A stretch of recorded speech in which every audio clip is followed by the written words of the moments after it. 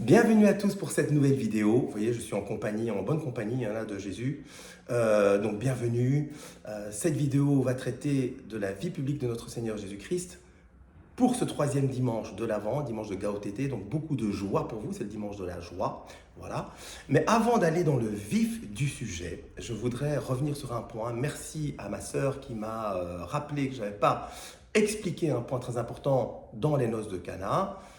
Et je vais remettre un contexte à tout cela. Donc, Marie et Jésus et les apôtres arrivent aux noces de Cana, il y a les convives, Marie est très attentive à ce qui se passe, elle voit que les convives n'ont plus de vin. Alors elle va se tourner vers son fils, vers Jésus, et elle va lui dire « ils n'ont plus de vin ». Et Jésus va dire cette phrase étonnante qui peut un peu choquer « que me veux-tu, femme, mon heure n'est pas encore venue ». Et Marie directement de dire ensuite « faites tout ce qu'il vous dira ». Alors, de quoi s'agit-il? Eh bien, en latin, ça donne plutôt ceci, quid mihi et tibi est mulier, qui signifie quoi entre toi et moi, femme? Qu'y a-t-il entre toi et moi, femme?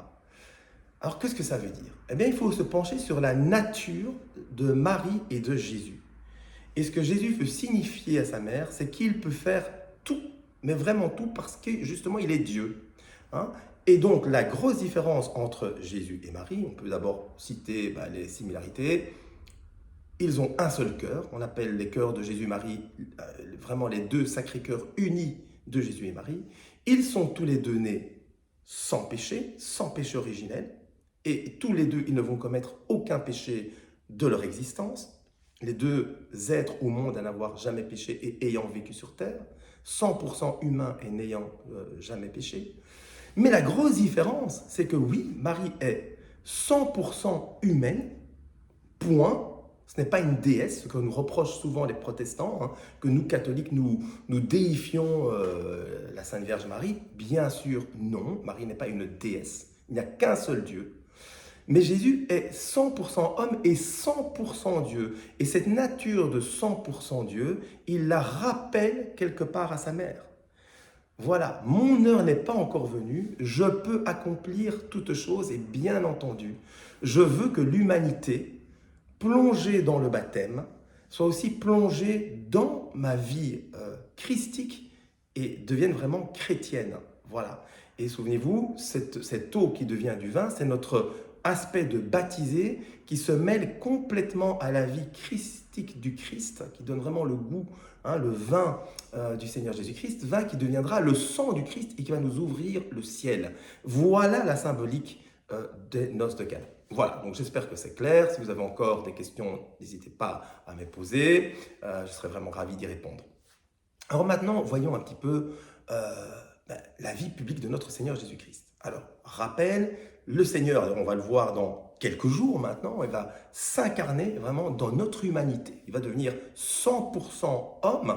Donc Jésus n'est pas 50% homme, 50% Dieu, c'est pas mi-Dieu et mi-homme, non, c'est 100% homme, 100% Dieu, mais il va venir éclairer notre humanité. Alors, l'humanité, pour rappel, c'est quoi? L'humanité dans laquelle nous vivons, et ce, depuis le péché originel, n'est plus une humanité, un monde du Seigneur et de Dieu. Non, le monde a été donné quelque part par l'homme à Satan. Ben oui, vu que l'homme a choisi Satan comme maître. À partir du moment où il le choisit dans le péché originel, à partir du moment où il le choisit au niveau de la tour de Babel, où vraiment il se ligue contre Dieu pour devenir tout-puissant entre eux les hommes. Voilà. Donc Dieu arrive dans un monde qui ne lui appartient plus, où les hommes doivent faire le choix de le découvrir lui. Voilà. Et c'est ce que les Juifs vont avoir beaucoup de mal à faire. Et pour cause, et on le comprend quand on lit l'Ancien Testament. C'est pourquoi j'aime beaucoup lire l'Ancien Testament. Parce que les Juifs vivent d'abord dans un climat politique très dur, ils sont sous le joug d'un envahisseur, les Romains, et puis ils sont aussi sous le joug d'une loi que Dieu lui-même leur a donnée pour se sanctifier. Alors une loi très dure, par exemple le respect intégral du sabbat. Si vous lisez par exemple le livre des Nombres, dans lequel je suis toujours, eh bien, si vous ne respectez pas le sabbat, Dieu dit il faut emmener la personne qui ne respecte pas le sabbat hors du camp, le lapider à mort. Ce qui se passe, et on voit vraiment que ça se passe. Évidemment, quand Jésus arrive parmi le peuple juif, ce n'est plus le cas. Mais pour les Juifs qui sont installés là, qui ont eu cette institution de la loi, qui les tient vraiment aux entrailles, qu'ils ont toujours respecté avec des rites spécifiques de purification, etc., ça va être très difficile de voir Jésus qui arrive, qui va faire plein d'œuvres. Alors les œuvres, c'est quoi? Ce sont des œuvres d'enseignement, d'éclaircissement. Il va vraiment éclairer l'humanité. C'est la lumière du monde. Jésus, c'est la lumière du monde.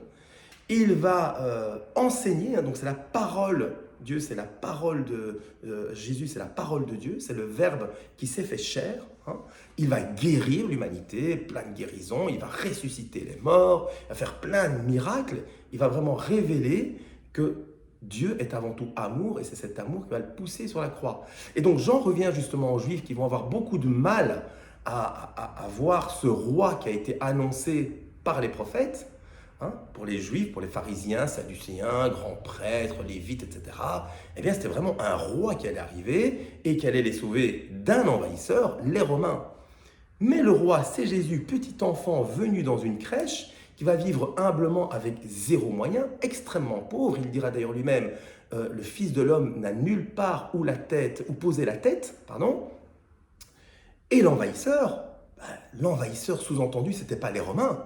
L'envahisseur sous-entendu, c'était évidemment Satan et la conséquence de Satan, le péché, à condition qu'on choisisse bien sûr le Seigneur. Mais vraiment, c'est ça sa mission. Roi du monde, qui est venu libérer l'humanité du péché et l'emmener au ciel, ouvrir le ciel.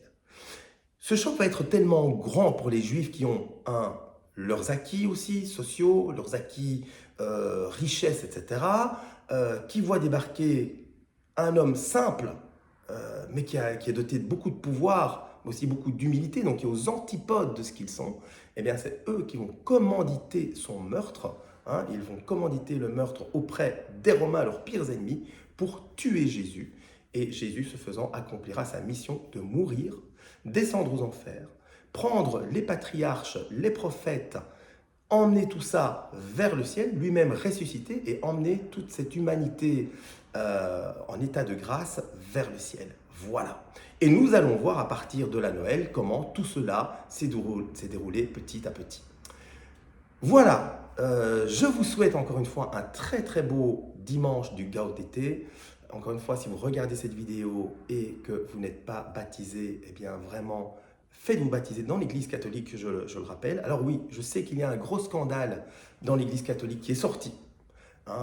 Qu'en Belgique, en tout cas, l'Église a vendu des enfants de mères célibataires, en maltraitant ces mères célibataires, en les vendant, etc. Je ne remets pas en question cette actualité, c'est vrai. Il va encore y avoir beaucoup d'autres choses qui vont sortir sur l'Église parce qu'on a envie, tout simplement, quand je dis on, ce sont les médias, c'est le monde dont je viens juste de parler, ils veulent détruire cette Église et évidemment, ils vont balancer toutes ces nouvelles horribles au grand public. Alors oui, il faut réparation, oui, c'est vrai. Mais encore une fois, il y a beaucoup d'autres choses qui sont super dans l'Église, il ne faut pas se limiter à ça. Tout ce que j'entends, c'est oui, les prêtres sont des pédophiles, l'Église a fait du mal, blablabla. Bla, bla, bla, bla. Eh bien, je crois que si on regardait du côté de l'État, ce serait mais encore 100 fois pire, mais on n'en parle jamais. Et surtout, on ne va jamais dire les bienfaits de l'Église. Et le plus gros bienfait de l'Église, c'est que Jésus y est présent, qu'il se donne à nous, qu'il se laisse découvrir, qu'il se laisse encore martyriser aujourd'hui, et qu'on n'a qu'à le choisir pour être sauvé. Voilà. Donc encore une fois, Marie, notre mère du ciel, n'est pas une déesse. C'est au moment de Jésus, je voulais vous dire ça certainement dans la vidéo, donc elle est 100% humaine et les protestants nous font le reproche qu'on la déifie. Donc non, dans la religion catholique, nous ne déifions pas Marie, nous la vénérons. Marie, c'est une espèce de piston vers le ciel. Vous savez, dans les entreprises, on se fait pistonner par quelqu'un. On demande de l'aide, une intercession d'une personne envers son ami, dans la famille. L'intercession fait partie intégrante de la vie de l'homme. Eh bien, on peut intercéder, on peut demander l'intercession de la Sainte Vierge Marie pour notre vie quotidienne à nous, dans nos problèmes du quotidien. Voilà. Et maintenant que Marie est au ciel, bien sûr, elle a été couronnée au ciel et elle est notre mère du ciel. Voilà, j'espère que maintenant tout est clair.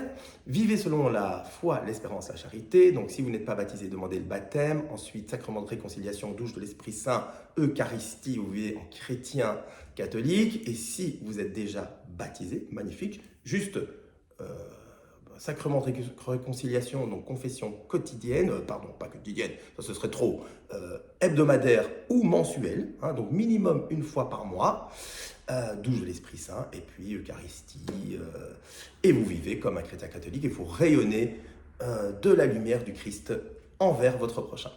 Voilà, merci beaucoup d'avoir regardé cette vidéo, et je vous dis à la semaine prochaine.